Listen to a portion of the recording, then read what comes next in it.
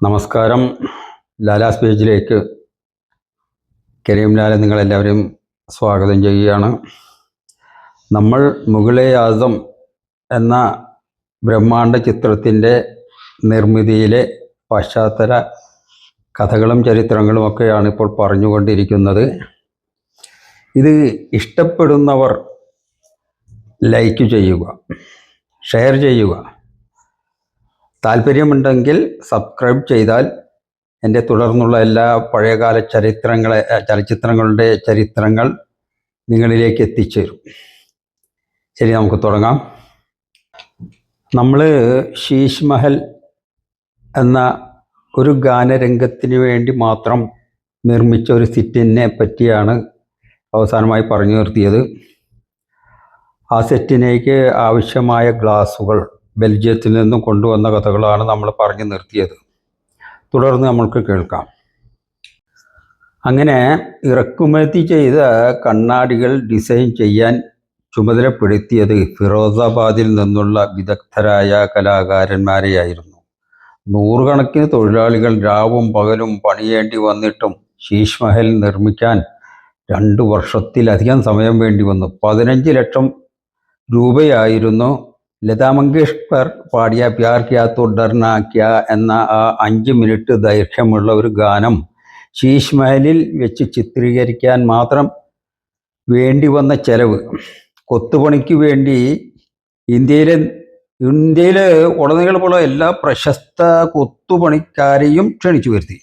വസ്ത്രങ്ങൾ ഡിസൈൻ ചെയ്തത് ലോകപ്രശസ്ത ഡിസൈനർമാരായ മഖൻലാൽ ആൻഡ് കമ്പനി എന്ന പ്രശസ്ത കോസ്റ്റ്യൂം ഡിസൈനിങ് കമ്പനിയായിരുന്നു. വസ്ത്രങ്ങളിൽ സർദൂസി എന്ന് അറിയപ്പെടുന്ന കൈകൊണ്ട് പ്രത്യേകം തുന്നിപ്പിടിപ്പിക്കുന്ന എംബ്രോയ്ഡറി വർക്ക് ചെയ്തത് സൂറത്ത് കേന്ദ്രമായി പ്രവർത്തിച്ചിരുന്ന പാരമ്പര്യ കലാകാരന്മാരാണ്.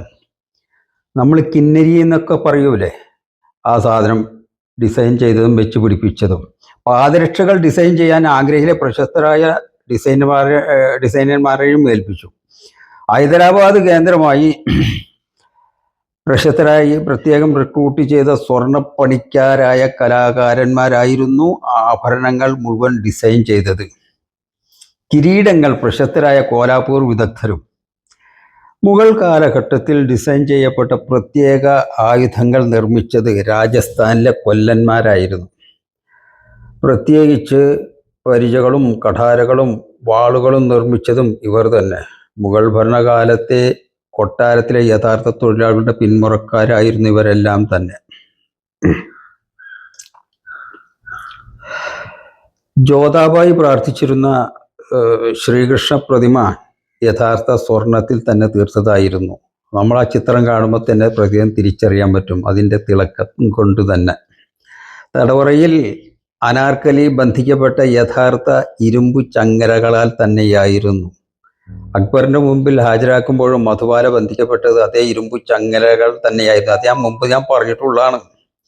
യഥാർത്ഥത്തിൽ കഥാപാത്രത്തിന് അല്പദൂരം പോലും ചലിക്കാൻ കഴിഞ്ഞില്ല. കാരണം മധുബാലയുടെ ചങ്ങളുടെ ആ ഭാരം മൂലമായിരുന്നു. ശീഷ് മഹലിൽ വെച്ചുള്ള ഷൂട്ടിംഗ് സാങ്കേതികമായി അത്യന്തം ബുദ്ധിമുട്ടുകൾ നിറഞ്ഞതായിരുന്നു. ഈ പ്രകാശത്തിൻ്റെ പ്രതിബിംബം മൂലം പിന്നെ ക്യാമറമാനേറെ ഷൂട്ട് ചെയ്യാൻ ബുദ്ധിമുട്ടിയിരുന്നു. ഷൂട്ടിംഗ് നിരീക്ഷിച്ചിരുന്ന ഹോളിവുഡ് ചലച്ചിത്രകാരന്മാരായ ഡേവിഡ് ലീനും റോബർട്ട് റോസൂലിനിയും ആസിഫിനോട് ഇത്തരത്തിൽ ഇങ്ങനെ മുന്നോട്ട് പോയാൽ ഷൂട്ടിംഗ് അടുത്തൊന്നും തീരൂല എന്ന് പറഞ്ഞു. എന്നാൽ കൗശലക്കാരനായി ഇതിൻ്റെ യഥാർത്ഥ ക്യാമറമാനുണ്ടല്ലോ, മാഥുർ, അദ്ദേഹം മെഴുകു പുരട്ടിയ കുറച്ച് തുണി കൊണ്ട് അത് പരിഹരിച്ചു. ഷൂട്ടിംഗ് അനായാസമാക്കി. മാഥുറിൻ്റെ ഈ ഐഡിയ ഹോളിവുഡ് വിദഗ്ധരായ സംവിധായകരെ അത്ഭുതപ്പെടുത്തി. അവരത്ഭുതപ്പെട്ടു പോയി ഈ മാഥുറിൻ്റെ സൂത്രമൊക്കെ കണ്ടപ്പോൾ. സാധാരണ ഒരു ഹിന്ദി ചിത്രം നിർമ്മിക്കാൻ 60 മുതൽ 150 ദിവസം വരെ വേണ്ടി വരുമ്പോൾ ഈ ചിത്രം മുഗളെ ആസം നിർമ്മിക്കാൻ 500-ലധികം ഷൂട്ടിംഗ് ദിനങ്ങൾ വേണ്ടി വന്നിരുന്നു. 4-5 സെക്കൻഡ് നീളമുള്ള ചെറിയ ഷോട്ടിന് വേണ്ടി പോലും 8 മണിക്കൂറോളം വരെ മാഥൂർക്ക് ചിലവഴിക്കേണ്ടി വന്നിട്ടുണ്ട്. പ്രശസ്തനായ ക്യാമറാമാനായിരുന്നു അദ്ദേഹം. ശീഷ് മഹൽ ലൈറ്റിങ്ങിന് വേണ്ടി 500 ട്രക്കുകളുടെ ഹെഡ്ലൈറ്റുകളും 100 റിഫ്ലക്ടറുകളും വേണ്ടി വന്നു. ഏതായാലും സെക്കൻഡുകൾ നീണ്ടു നിൽക്കുന്ന അക്ബറിൻ്റെ ഒരു ചലനത്തിന് ഒരു പ്രത്യേക തരം മുത്തുകൾ പതിപ്പിച്ച ഷൂ ആണ് ധരിപ്പിച്ചത്. ഷൂ പ്രത്യേകം ക്ലോസപ്പ് ഷോട്ടിലൊന്നും നമുക്ക് കാണാൻ പറ്റൂല. അത് പ്രേക്ഷകർക്ക് ശ്രദ്ധിക്കാൻ പോലും കഴിയില്ല. എങ്കിലും അന്നത്തെ 3000-ഓളം രൂപ വില വരുന്ന പ്രത്യേക തരം ഷൂ തന്നെയാണ് ആസിഫ് പൃഥ്വിരാജിൻ്റെ കാൽപാദത്തിന് അണിയിച്ചത്.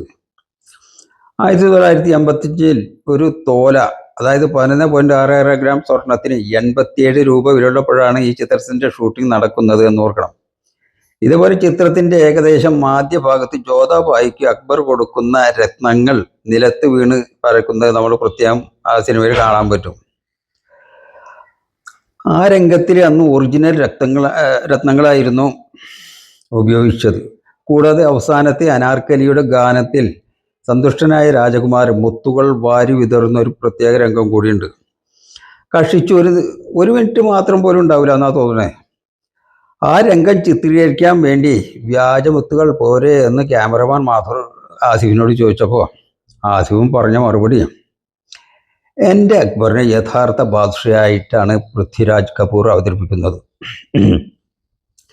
അഭിനയിച്ച് കാണിക്കുമ്പോൾ ആ യഥാർത്ഥ അക്ബറിനെ തന്നെ എനിക്ക് കാണണം. നിങ്ങളുടെ ക്യാമറ ഒരു പക്ഷേ ആ ഷൂ ഒന്നും ശരി എടുത്ത് കാണിക്കില്ലായിരിക്കും.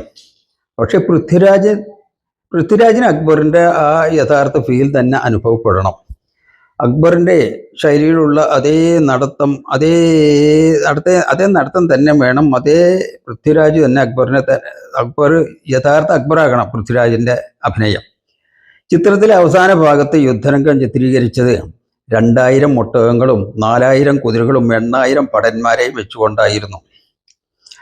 അന്നത്തെ പ്രതിരോധ മന്ത്രിയായിരുന്ന നമ്മുടെ VK കൃഷ്ണമേനോനുമായി നേരിട്ട് ചർച്ച നടത്തി ഇന്ത്യൻ ഡിഫൻസിലെ 56 ജയ്പൂർ റെജിമെൻറ്റ്, അതിൽ നിന്നുള്ള ഔദ്യോഗിക കുതിരപ്പട്ടാളവും ഭടന്മാരെയും ഒട്ടകങ്ങളെയും ഒക്കെ ആയിരുന്നു ഷൂട്ടിങ്ങിന് നിയോഗിച്ചത്. യുദ്ധരംഗത്തിൻ്റെ ചിത്രീകരണം കാണാൻ മന്ത്രി കൃഷ്ണമേനോനും ഹാജരായിരുന്നു. ഏറെ ഭാരമുള്ള പടക്കോപ്പുകൾ അണിഞ്ഞു അഭിനയിക്കുമ്പോൾ ദിലീപ് കുമാർ ഏറെ ബുദ്ധിമുട്ടിയിരുന്നാണ് പറഞ്ഞിരുന്നത്. തൻ്റെ ചലച്ചിത്രാഭിനയത്തിൽ ഇത്രയും റിസ്ക് പിടിച്ച ഒരു അഭിനയ സീനുകൾ ഒന്നും എൻ്റെ ജീവിതത്തിൽ ഇങ്ങനെ മറ്റൊരു പടത്തിൽ ഞാൻ ചെയ്തിട്ടില്ല എന്ന് ദിലീപ് പിന്നീട് വെളിപ്പെടുത്തിയിരുന്നു.